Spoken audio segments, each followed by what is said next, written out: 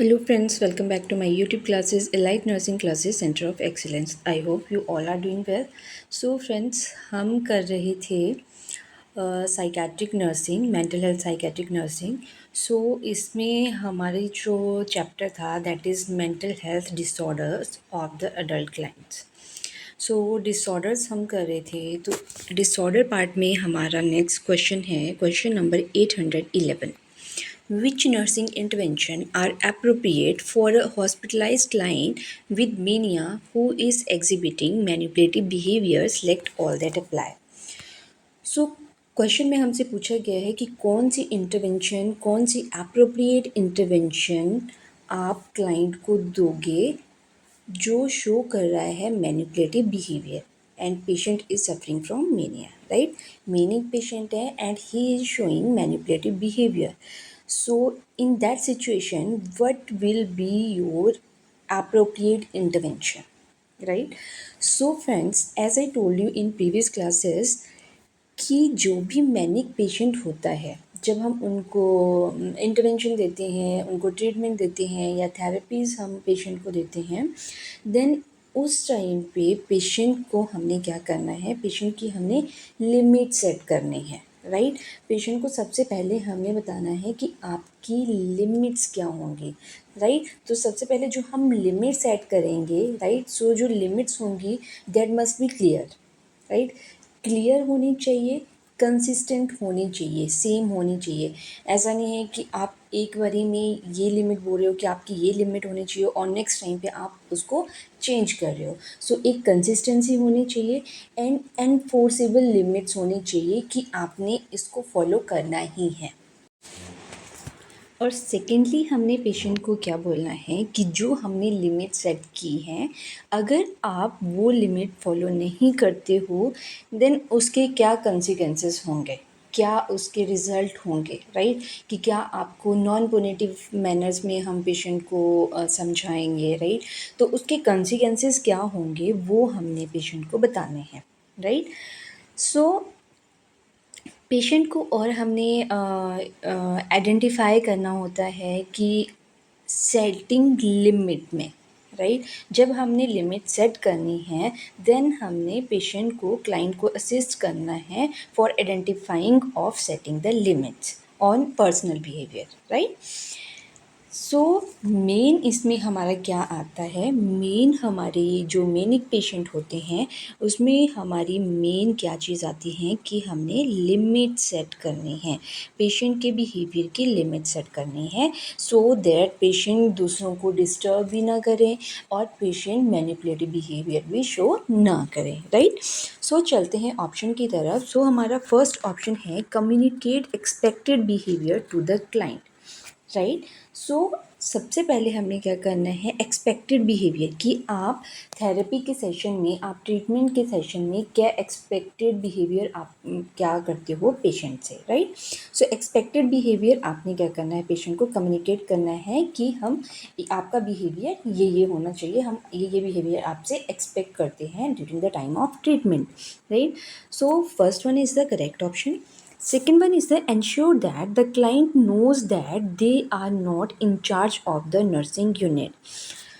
So ये statement हमारी incorrect होगी बिकॉज इसमें पेशेंट को क्या बोला गया है कि हमने ये इंश्योर करना है कि क्लाइंट को पता है कि वो इंचार्ज नहीं है नर्सिंग यूनिट का. तो इससे पेशेंट, अगर हम पेशेंट को ये चीज़ बोल रहे हैं then patient will be violent, patient will be aggressive, right. So patient को हमने ये चीज़ नहीं बोलनी है, right. Third one is assist the client in identifying way of setting limits on personal behavior. Yes, हम असिस्ट करेंगे क्लाइंट को in identifying way of setting limits on personal behaviour as I told you. Next is follow through about the consequences of behaviour in a non punitive manner, right. So हमने ये भी करना है कि non punitive manners के through, right, हमने क्या बताना है उनके कि उनके क्या क्या कंसिक्वेंसेस हो सकते हैं. Fifth one is enforce rule by informing the client that he or she will not be allowed to attend therapy or group.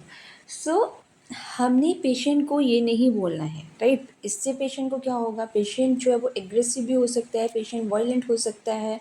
कि अगर हम पेशेंट को बोलेंगे कि आप अलाउ नहीं करते हो थेरेपी को अटेंड करने के लिए, आप थेरेपी अटेंड नहीं कर सकते हो क्योंकि आप मैनिपुलेटिव बिहेवियर शो करते हो, तो वो चीज़ हमने ये रूल हमने एनफोर्स नहीं करने हैं, राइट। और ये पेशेंट के राइट्स के भी अगेंस्ट होता है, राइट। क्योंकि हर एक साइकेट्रिक पेशेंट को राइट है कि वो अपने ट्रीटमेंट में पार्टिसिपेट ले कर सकता है। So sixth one is, have the client state the consequence for behaving in a way that are viewed as unacceptable. Yes, patient को हमने क्या बोलना है, पेशेंट को हमने बोलना है कि पेशेंट बताएगा, पेशेंट स्टेट करेगा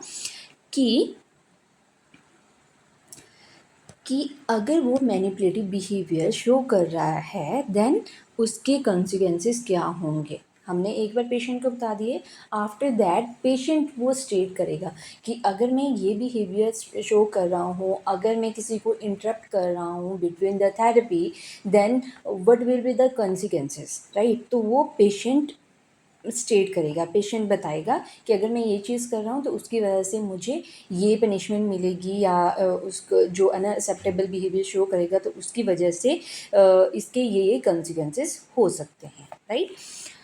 सो next question is, so 6(1) is also the correct option. So हमारे करेक्ट ऑप्शन है इसमें option number 1, option number 3, option number 4 and option number 6।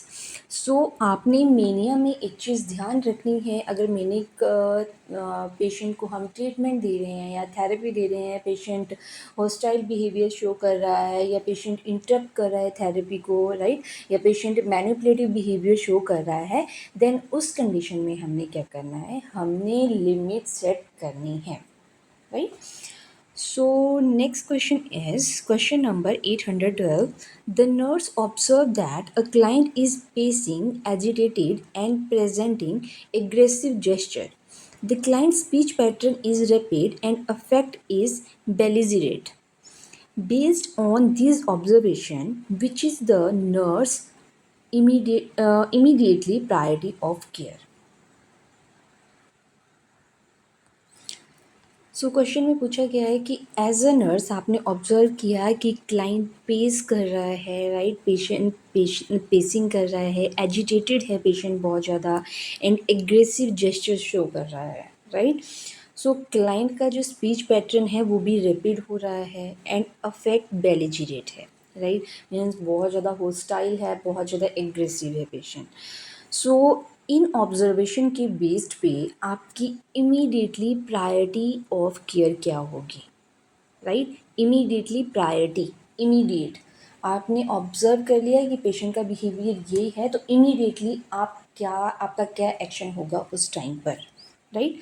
सो ये चीज़ें हमने क्या बता रही हैं कि patient is aggressive, right, patient बहुत ज़्यादा एग्रेसिव है पेशेंट, तो उस टाइम पे हम हमारी इमीडिएट इंटरवेंशन क्या होगी। सो जब भी पेशेंट बहुत ज़्यादा एग्रेसिव होता है, स्पीच पैटर्न पेशेंट का रैपिड हो गया है, एजिटेटेड पेशेंट बहुत ज़्यादा है, राइट, देन उस टाइम पे हमारी फर्स्ट प्रायोरिटी होगी सेफ्टी, सेफ्टी, पेशेंट की safety as well as other safety, right. So हमारे फर्स्ट प्रायोरिटी क्या होगी इसमें, सेफ्टी। तो ऑप्शन में भी हम देख लेते हैं कि ऑप्शन में हमें क्या बताया गया है, बिकॉज हमसे क्वेश्चन में पूछा गया है इमीडिएट प्रायोरिटी, इमीडिएट प्रायोरिटी, कि आपने एकदम से ऑब्जर्व किया एंड ऑब्जर्व करने के बाद इमीडिएटली आपकी प्रायोरिटी क्या होगी, right. So first one is provide safety for the client and other client on the unit. Yes, because ये क्लाइंट हार्म कर सकते हैं, खुद को भी हार्म कर सकते हैं और दूसरों को भी हार्म कर सकते हैं। सो उस टाइम पे हमारी फर्स्ट प्रायोरिटी क्या होगी, safety, safety of the patient and others, right. So second option is provide the client on the unit with a sense of comfort and safety. So हमें सेकंड ऑप्शन में बोला गया है कि हमने प्रोवाइड करनी है क्लाइंट को ऐसी यूनिट जिसमें कंफर्ट हो और सेफ्टी हो। सो कंफर्ट एंड सेफ्टी ये हमारी सेकेंडरी चीज़ आ जाएगी, राइट। सो फर्स्ट हमारी क्या होगी कि हमने पेशेंट को सेव करना है और हमने और लोगों को भी सेव करना है। तो इसमें सिर्फ पेशेंट का कंफर्ट बताया गया है कि पेशेंट के लिए कंफर्टेबल होना चाहिए और पेशेंट के लिए सेफ्टी होनी चाहिए, बट दूसरों के लिए नहीं, राइट। दूसरों का इसमें हमें कुछ दिया ही नहीं है कि दूसरों का होना चाहिए सेफ्टी की नहीं होना चाहिए, बिकॉज जो एग्रेसिव पेशेंट होते हैं वो दूसरों के ऊपर भी अटैक कर सकते हैं, एज यू नो दैट। सो अगर पेशेंट एग्रेसिव है देन हमने पेशेंट के भी सेफ्टी देखनी है एंड अदर्स की भी, राइट, अदर पेशेंट की भी हमने सेफ्टी देखनी है। सो चलते हैं नेक्स्ट ऑप्शन की तरफ। नेक्स्ट ऑप्शन है assist the staff in caring for the client in a controlled environment. So ये भी हमारी प्रायोरिटी एक्शन नहीं होगा, हमसे इसमें प्रायोरिटी एक्शन पूछा गया है, right. So fourth one is offer the client a less stimulating area in which the calm down and gain control. So ये भी हम इंटरवेंशन करेंगे, but this is not the immediate priority action. So हमसे immediate priority पूछी गई है। सो immediate priority क्या होगी हमारी, in case of aggressive client then हमने उसमें क्या करना है, सेफ्टी प्रोवाइड करनी है to the patient as well as to the other, right. So next question is question number 813. The nurse is preparing a client with schizophrenia, a history of command hallucination for discharge by providing instruction on intervention for managing an hallucination and anxiety. Which statement in response to these instruction suggests to the nurse that the client has a need for additional information?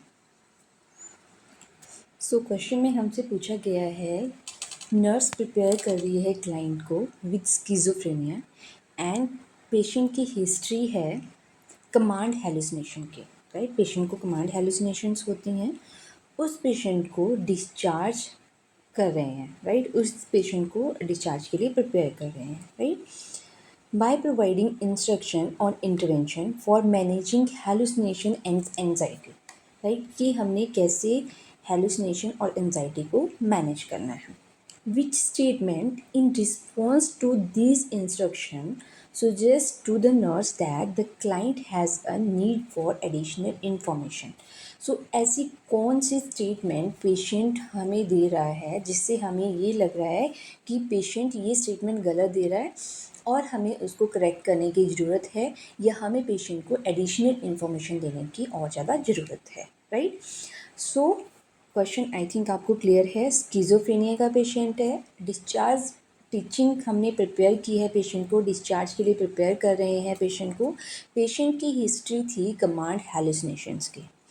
So command hallucination की patient की history थी और हम patient को intervention instruction दे रहे हैं कि कैसे आप मैनेज कर सकते हो हेलुसिनेशन एंड एंजाइटी को, कि अगर पेशेंट को घर पे एंजाइटी हो रही है या हेलुसिनेशंस हो रहे हैं तो उस टाइम पे आप उसको कैसे मैनेज कर सकते हो। सो हमने इस क्वेश्चन में हमसे पूछी गई है इनकरेक्ट स्टेटमेंट, राइट। हमने इनकरेक्ट स्टेटमेंट को फाइंड आउट करना है और उस स्टेटमेंट को हमने करेक्ट करना है, राइट। हमने उस स्टेटमेंट पे एडिशनल इन्फॉर्मेशन पेशेंट को प्रोवाइड करनी है। So as you know that जो स्किज़ोफ्रेनिक पेशेंट हैं, सो स्किज़ोफ्रेनिया के जो पेशेंट होते जब वो कमांड हेलुसिनेशंस रिसीव करते हैं then they are at highest risk for impulsive and aggressive behaviour. तो अगर पेशेंट, जैसे मैंने आपको पिछले क्वेश्चन में भी बताया कि अगर पेशेंट इम्पल्सिव है या एग्रेसिव है तो पेशेंट खुद को भी हार्म कर सकता है और दूसरों को भी हार्म कर सकता है, राइट। और अगर पेशेंट ऐसी एक्सपीरियंस कर रहा है हेलुसिनेशन से तो नर्स को सबसे पहले पेशेंट को यही पूछना है कि उसकी इंटेंशन क्या है, राइट, कि जो भी हेलुसिनेशंस पेशेंट को हो रही हैं उसकी इंटेंशन क्या है, कि किसी को हार्म करना है, खुद को हार्म करना है या दूसरों को हार्म करना है, राइट। सो हमारे क्वेश्चन में तो हमसे ये पूछा गया कि इनकरेक्ट स्टेटमेंट क्या है। सो हम पहले स्टेटमेंट पढ़ते हैं देन हम फाइंड आउट करते हैं कि इसमें इनकरेक्ट स्टेटमेंट क्या होगी। सो फर्स्ट ऑप्शन है my medication will help my anxious feeling, right. So yes, patient को बोलना है कि जो भी मेडिकेशन है प्रॉपर लेनी है, उसकी वजह से पेशेंट को एनजाइटी में हेल्प मिलेगी। Second one, I will go to support group and talk about what I am feeling. Yes.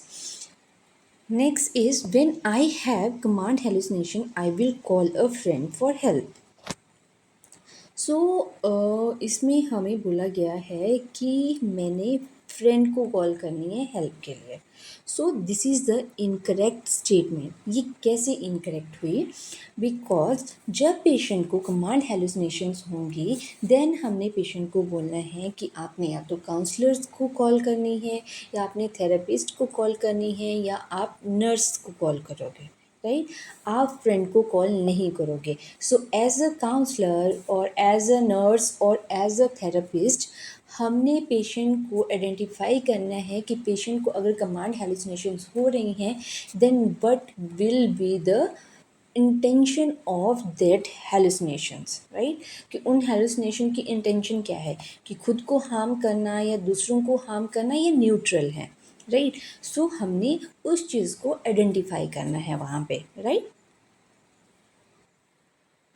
और अगर हम बात करते हैं ऑडिटरी हेलुसिनेशन की, तो auditory hallucination can interfere with sub vocal muscular activity that is associated with the hallucination. अगर patient को हेलुसिनेशंस हो रही हैं, कमांड हेलुसिनेशंस हो रही हैं, तो जो सब वोकल एक्टिविटीज़ हैं उनको भी वो अफेक्ट कर देगा, राइट? सो नेक्स्ट हमारा ऑप्शन है I need to get enough sleep and eat when to help prevent feeling anxious. So हम ये इंटरवेंशन भी कर सकते हैं, ये भी अप्रोप्रिएट हम इंटरवेंशन बोलें तो वो नहीं है, बट हमसे पूछी गई थी इसमें इनकरेक्ट स्टेटमेंट। सो ये भी हम करेंगे एनजाइटी को रिलीव करने के लिए हम क्या क्या करेंगे, ठीक है, ये चीज़ें भी हम कर सकते हैं, बट इसमें हमसे इनकरेक्ट स्टेटमेंट पूछी गई थी कि what will be the incorrect statement, कि पेशेंट कौन सी ऐसी इनकरेक्ट स्टेटमेंट दे रहा है कि जिससे हमें लग रहा है कि हमने फर्दर टीचिंग की ज़रूरत है पेशेंट को, राइट? सो हमने पेशेंट को बोलना है कि जब कमांड हेलुसिनेशंस हो रही हैं then you have to call the therapist, counsellor और नर्स, सो दैट हम हेलुसिनेशन की इंटेंशन को आइडेंटिफाई कर सकें। Clear? So next question is question number 814. The nurse is caring for a client just admitted to the mental health unit and diagnosed with catatonic stupor. The client is lying on the bed in a fetal position which is the most appropriate nursing intervention. So nurse care कर रही है client को, वो just admitted ही हुआ है mental health unit में, and patient को डायग्नोज किया गया है कैटाटोनिक स्टूपर से, right? So client is lying on the bed in fetal position, right? एक बहुत ही मतलब बोल सकते हैं हम अजीबोगरीब पोजीशन में पेशेंट बेड पे लेटा हुआ है, and which is the most appropriate intervention. So उस टाइम पे आपकी मोस्ट अप्रोप्रिएट इंटरवेंशन क्या होगी? पेशेंट क्या है? कैटाटोनिक स्टूपर का है, राइट? सो कैटाटोनिक स्टूपर के बारे में हमसे पूछा गया है कि कैटाटोनिक स्टूपर की इंटरवेंशन क्या होगी, अप्रोप्रिएट इंटरवेंशन क्या होगी। सो कैटाटोनिक स्टूपर क्या होता है? कैटाटोनिक स्टूपर में person can't move, can't speak, and patient will show waxy flexibility. Means patient किसी भी strange posture में for a long time तक रहेगा, right? So that is the catatonic stupor. So I think आपको meaning पता चल गया होगा कैटाटोनिक स्टूपर का। सो उस कंडीशन में पेशेंट को हमें क्वेश्चन में बताया गया है कि patient is in fetal position and appropriate intervention उस टाइम पे हमारी क्या होगी, राइट? सो जो कैटाटोनिक स्टूपर के पेशेंट होते हैं that are withdrawn and may be immobile and mute, as I told you कि ना ही वो बोलते हैं, ना ही वो मूव करेंगे, ना ही वो कुछ बोलेंगे, राइट? सो इन पेशेंट के लिए हमें बार बार रिपीटेड अप्रोच करना पड़ता है, राइट? सो इन पेशेंट को डील करने के लिए नर्स में सबसे ज़्यादा पेशेंस होने चाहिए, राइट? सो इन पेशेंट को अगर आपने डील करना है तो आपका पेशेंस लेवल हाई होना चाहिए। राइट, क्योंकि हमें पेशेंट को बार बार अप्रोच करना पड़ेगा, क्योंकि पेशेंट इसमें आपसे कम्युनिकेट नहीं करेगा। इसमें हमें पेशेंट के साथ आईपीआर बिल्डअप करने पड़ेंगे। अगर आप पेशेंट के साथ आईपीआर बिल्डअप करोगे देन पेशेंट आगे से कुछ बोलेगा या पेशेंट अपनी प्रॉब्लम आपके साथ शेयर करेगा, राइट। सो इसमें फर्स्ट हमारा क्या हो गया कि हमने पेशेंट के साथ आईपीआर मेंटेन करने हैं एंड रिपीटेड अप्रोच करना है हमने पेशेंट को, सो दैट हम नर्स फैसिलिटेट करे communication with the client, right. So communication को कैसे हम फैसिलिटेट करेंगे क्लाइंट में, पेशेंट की बेड साइड पे हम साइलेंटली बैठ जाएंगे, right, sitting in silence, and we will ask open-ended question to the client rather than direct question, right। हम डायरेक्ट क्वेश्चन नहीं पूछेंगे, हम ओपन एंडेड क्वेश्चन पूछेंगे कि आपको क्या लगता है कि ये चीज़ हुई है, या हम डायरेक्ट ये नहीं पूछेंगे कि आप यहाँ क्यों आए, राइट। सो हमने ओपन एंडेड क्वेश्चन पूछनी है सो दैट पेशेंट उस चीज़ को एक्सप्लोर कर सके, राइट। सो हमने ओपन एंडेड क्वेश्चन पूछने के बाद हमने पॉज लेना है, राइट, और हमने अपॉर्चुनिटी देनी है पेशेंट को दैट ही और शी कैन रिस्पॉन्ड, राइट। सो ये हमारी इसमें मेन इंटरवेंशन होगी कैटाटोनिक स्टूपर। सो इसमें मैंने आपको मेन इंटरवेंशन क्या बताई कि फर्स्टली कैटाटोनिक स्टूपर क्या होता है, कि इसमें person can't move, can't speak and patient will show waxy flexibility. तो हमारा क्वेश्चन भी वैक्सी फ्लेक्सिबिलिटी से ही है। सो पेशेंट अगर स्ट्रेंज पोस्चर में है तो उस टाइम पे आपकी अप्रोप्रिएट नर्सिंग इंटरवेंशन क्या होगी, राइट। सो हमारा फर्स्ट ऑप्शन है ask direct question to encourage talking. So as I told you कि हमें डायरेक्ट क्वेश्चन पेशेंट से नहीं पूछना है, we will ask open ended question, right. Open ended question हमने पेशेंट से पूछने हैं, right. Second one is leave the client alone so as to minimize external stimuli. No, because हमें इस पेशेंट के साथ अगर हमने कम्युनिकेट करना है so we have to maintain IPR with the patient, and IPR हमने मेंटेन करना है। आईपीआर हम कैसे मेंटेन करेंगे, पेशेंट को बार बार अप्रोच करके, पेशेंट के पास बैठ के, पेशेंट से ओपन एंडेड क्वेश्चन करके, राइट। सो पेशेंट को लगेगा कि ये जो स्टाफ है ये मेरे लिए कंसर्न्ड है, राइट, मैं इस पर ट्रस्ट कर सकती हूँ, राइट, कर सकता हूँ या कर सकती हूँ, right. So third one is seat beside the client in silence with simple open ended question. Yes, हमने क्या करना है, चुपचाप हमने पेशेंट के बेड साइड में बैठ जाना है and we will ask simple open ended question. Simple question करने हैं और ओपन एंडेड क्वेश्चन करने हैं सो दैट हम कम्युनिकेशन को encourage कर सके, right। So fourth one is take the client into the day room with other client to provide stimulation. So stimulation हम इनको प्रोवाइड नहीं करेंगे, अदर क्लाइंट्स के साथ हम पेशेंट को नहीं भेजेंगे। सो हमारा करेक्ट ऑप्शन आएगा ऑप्शन नंबर 3, राइट। सो हमारा नेक्स्ट क्वेश्चन है question number 815। The nurse is caring for a client diagnosed with paranoid personality disorder who is experiencing disturbed thought process. In formulating a nursing plan of care, which best intervention should the nurse include? सो question में हमसे पूछा गया है कि as a nurse you are caring a client जो diagnosed हुआ है पैरानॉइड पर्सनैलिटी डिसऑर्डर से। सो पैरानॉइड पर्सनैलिटी डिसऑर्डर के पेशेंट कैसे होते हैं, वो सस्पिशियस होते हैं, राइट, डिस्ट्रस्ट उनको होता है, वो किसी के ऊपर ट्रस्ट नहीं करते and they are suspicious, right, कि वो हर एक के ऊपर उनको लगता है कि someone is trying to harm him or her, right. So paranoid personality disorder patient को है एंड पेशेंट को डिस्टर्ब थॉट प्रोसेस है, राइट। जो मैंने आपको एग्जांपल दिए वो क्या है कि डिस्टर्ब थॉट प्रोसेस की वजह से है, right. In formulating a nursing plan of care which best intervention should the nurse include, best intervention आप क्या दोगे इस पेशेंट के लिए।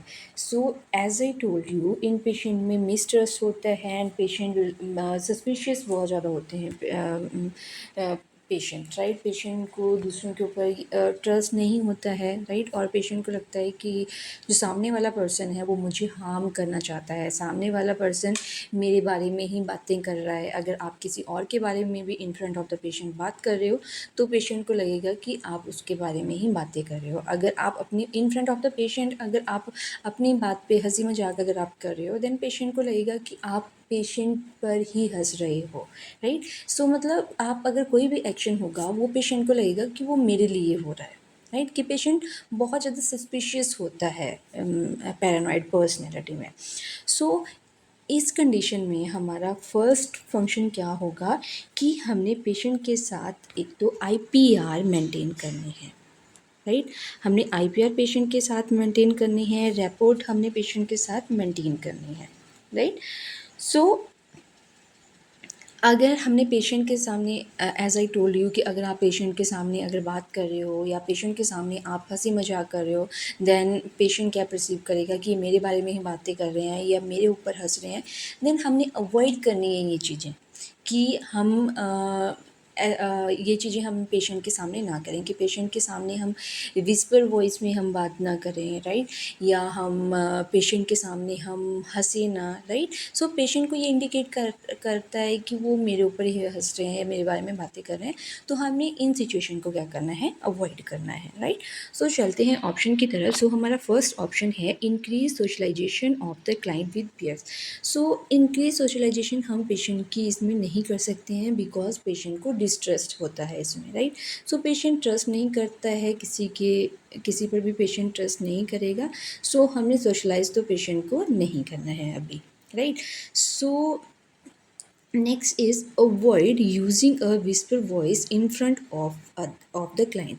यस, हमने पेशेंट के सामने विस्पर वॉइस में हमने बात नहीं करनी है in front of the client.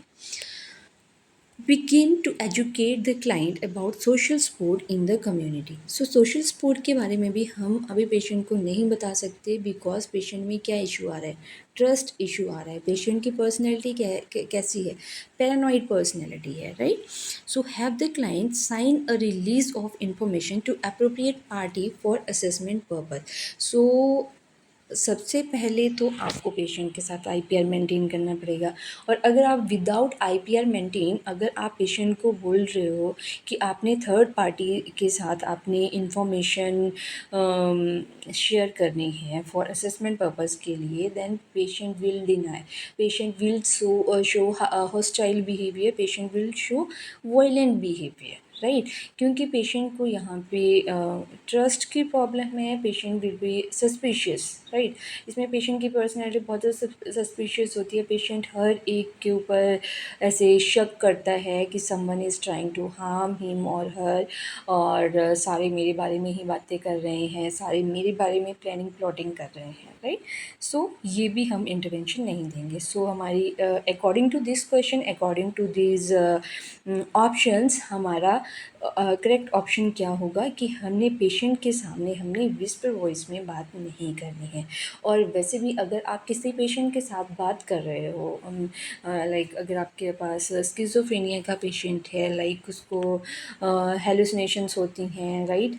और उसको डिल्यूजन्स होती हैं, हेलुसिनेशंस होती हैं, एज यू नो दैट कि पेशेंट में ये प्रॉब्लम होती हैं, डिल्यूजन एंड हेलुसिनेशंस। देन उन कंडीशन में हमारी कुछ अप्रोच होती हैं that we have to follow when we will confront the psychiatric patient, right. हम नॉर्मली बात करें कि स्किज़ोफ्रेनिया को भी हम साइड में रख देते हैं कि किसी भी अगर हम साइकेट्रिक पेशेंट से बात कर रहे हैं तो हमारे कुछ प्रिंसिपल्स हैं that we have to follow, right. So मैं आपको एक क्लास में प्रिंसिपल्स भी मैं आपकी कवर करवाऊँगी। सो प्रिंसिपल्स अगर आप डील कर रहे हो साइकेट्रिक पेशेंट के साथ तो सबसे पहले हमने वो प्रिंसिपल्स के बेस पे ही हमने केयर पेशेंट को प्रोवाइड करनी है। सो प्रिंसिपल में हमारा ये है कि कैसे आपने कन्फ्रंट करना है पेशेंट को, कैसे आप पेशेंट को एक्सप्लोर कर सकते हो, राइट।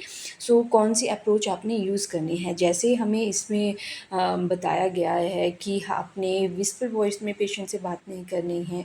अगर आप बात भी कर रहे हो in front of the patient तो आपने थोड़ा लाउडली बात करनी है, राइट। थोड़ा लाउड वे में बात करनी है कि पेशेंट को भी सुनाई दे कि व्हाट यू आर सेइंग, कि पेशेंट को ये ना लगे कि वो आपके बारे में बातें कर रहे हैं, right.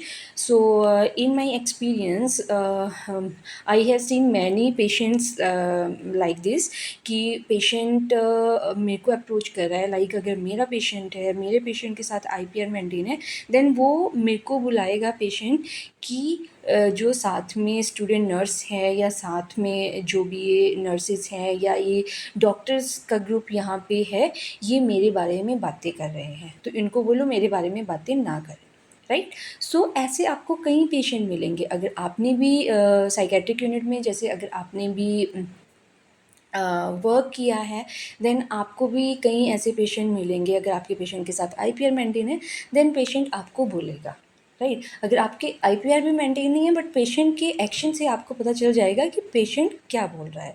और ट्रस्ट की प्रॉब्लम है कि इसमें जो स्किज़ोफ्रेनिक पेशेंट हैं, साइकेट्रिक पेशेंट हैं, ये अपने पेरेंट के ऊपर भी ट्रस्ट नहीं करते, राइट। जो ये पैरानॉइड पर्सनैलिटी होती है, ये अपने पेरेंट के ऊपर भी ट्रस्ट नहीं करते।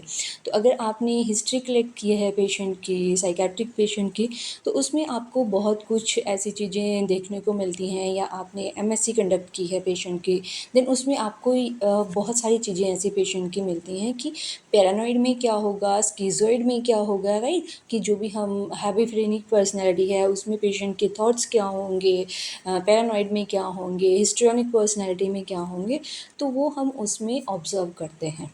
और कैसे हमने डील करना है इन पेशेंट से, वो हमारे किस चीज़ के ऊपर डिपेंड करता है, that is depend on principles of psychiatric nursing.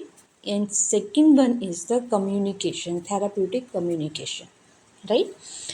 So next question is question number 816. The nurse is planning activity for a client diagnosed with bipolar disorder with aggressive social behavior. Which activity would be most appropriate for this client? So nurse plan कर रही है activity client के लिए who is diagnosed with bipolar disorder. So bipolar disorder means manic plus mania भी है patient को and depression भी है, राइट। सो बाइपोलर डिसऑर्डर है पेशेंट को, पेशेंट एग्रेसिव सोशल बिहेवियर है, राइट। सो जब पेशेंट को लेके आए हैं तब पेशेंट का बिहेवियर एग्रेसिव है, that means patient manic phase में है। So which activity would be most appropriate for the client? So इन पेशेंट के लिए मोस्ट अप्रोप्रिएट एक्टिविटी क्या होगी, राइट। सो बाइपोलर पेशेंट है, एग्रेसिव पेशेंट है, एग्रेसिव सोशल बिहेवियर है। सो उनमें हम कौन सी एक्टिविटी पेशेंट को दे सकते हैं? तो फर्स्टली हम ऑप्शन की तरफ चलते हैं। तो फर्स्ट ऑप्शन है चेस। सो चेस हम पेशेंट को इसमें नहीं देंगे, right. Chess appropriate activity patient के लिए नहीं होगी, क्योंकि इसमें अदर पार्टीज भी होंगी और वहाँ पे पेशेंट एग्रेसिव और ज़्यादा एग्रेसिव हो सकता है, right. So second one is the writing. Yes, writing is the correct option. So writing, walk with staff and finger painting, ये एक्टिविटी हम पेशेंट से करवा सकते हैं। इसमें क्या होगा, इसमें मिनिमाइज होगा स्टिमुलाई पेशेंट में, और ये प्रोवाइड करेगी constructive release for tension, right. So हम ये एक्टिविटी पेशेंट से करवा सकते हैं, writing, walk with the staff and finger painting, right. So third one is the board game. Board game में भी पेशेंट एग्रेसिव हो सकता है, because patient already social behaviour aggressive है पेशेंट का, राइट। तो इसमें भी पेशेंट क्या हो रहा है, सोशलाइज हो रहा है। एंड ग्रुप एक्सरसाइज में भी पेशेंट और ज़्यादा एग्रेसिव हो सकता है, देन हमने ये भी इसमें इंक्लूड नहीं करने हैं। So solitary activities that required a short attention span with mild physical exertion are the most appropriate activity of this client, right। जिनमें जो एग्रेसिव बिहेवियर शो करते हैं, राइट। तो हम ये एक्टिविटी पेशेंट में करवा सकते हैं। राइट। सो फ्रेंड्स, आज हमारे एक चैप्टर कंप्लीट हो गया है, that is mental health disorders of the adult client. So next class में हम स्टार्ट करेंगे नेक्स्ट चैप्टर। तब तक के लिए बाय बाय।